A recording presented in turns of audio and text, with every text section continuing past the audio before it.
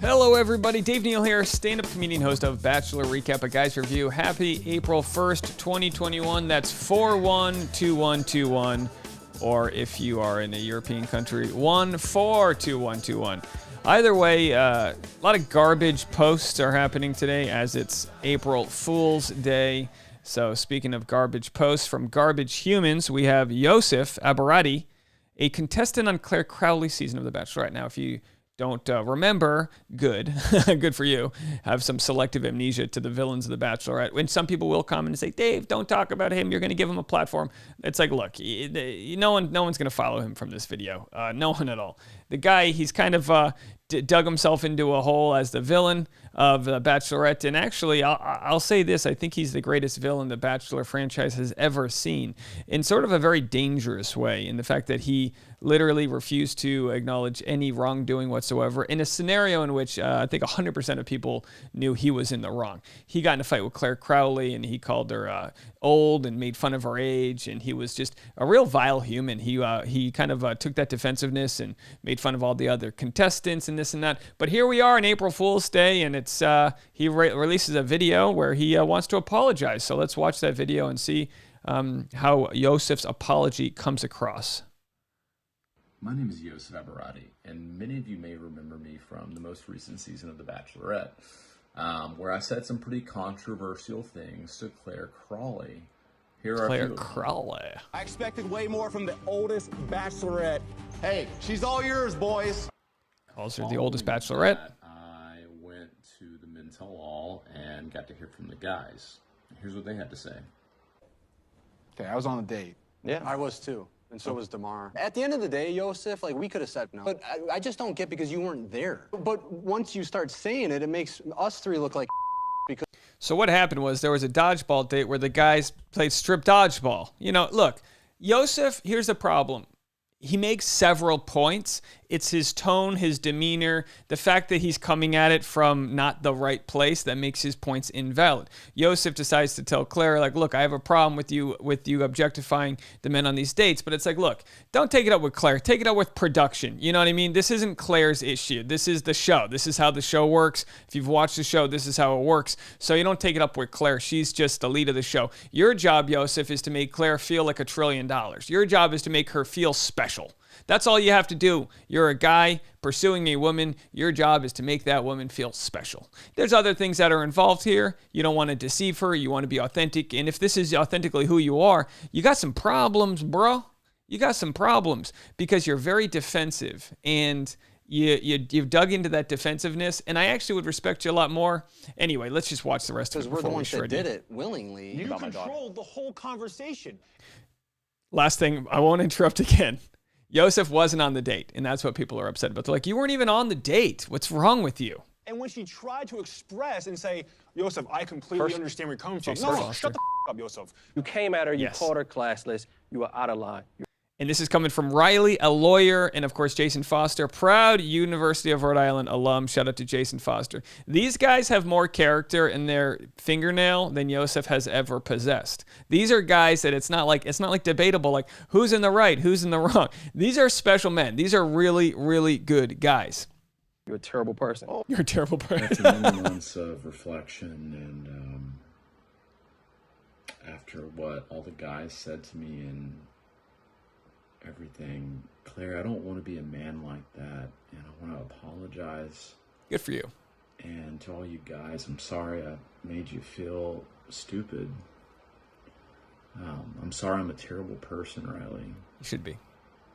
And, I want to make amends for how I acted. I'm just kidding, guys. Happy April Fools. I truly can't believe how hard the guys were simping over Claire at the men's hall, especially Jason, Riley, and Kenny. You three are absolutely pathetic. You realize that she left you for another dude and you're still trying to, take up for her. And I just have to ask, for what reason? Seriously, guys, have some self-respect. So his line of accusing them, first of all, his defense of it all is all wrong. They weren't necessarily simping for Claire. They were simping for humanity, for the way that you expect to be treated to others, do unto others. You know what I mean?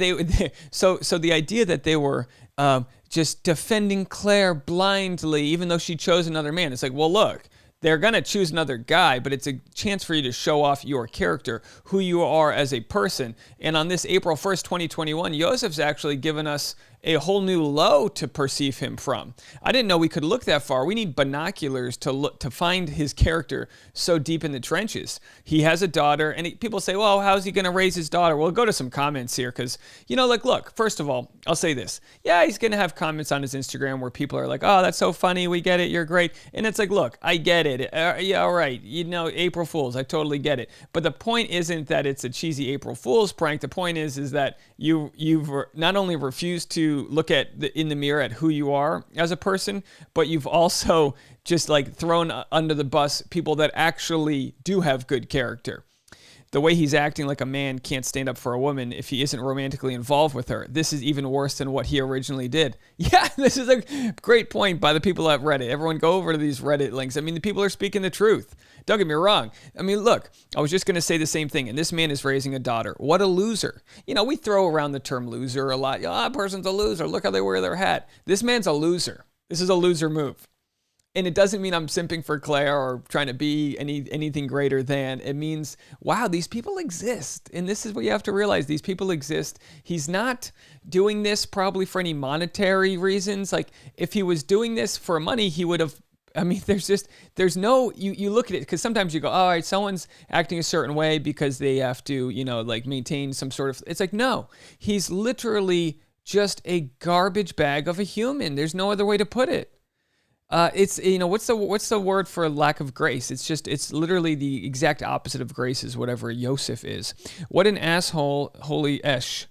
You're telling me this man is raising a daughter and doesn't grasp the fact that you don't have to be romantically involved with a woman to think she deserves basic respect. I mean, that's what we're talking about, is basic respect here. We're not talking about anything bigger than just a bare minimum here. Yep, he's still a douche. Did this douche just unironically use the word simping? Did he spend his childhood rereading The Game, that pickup artist book? Look, no offense to the book The Game, but I'm pretty sure even they would disavow Yosef. They'd be like, yo, Yosef, we're here to, whatever. Where are Yosef's parents? They need to come get their little boy and send him to bed with no supper. I wish this brand of men expired in 2002. Well, listen here.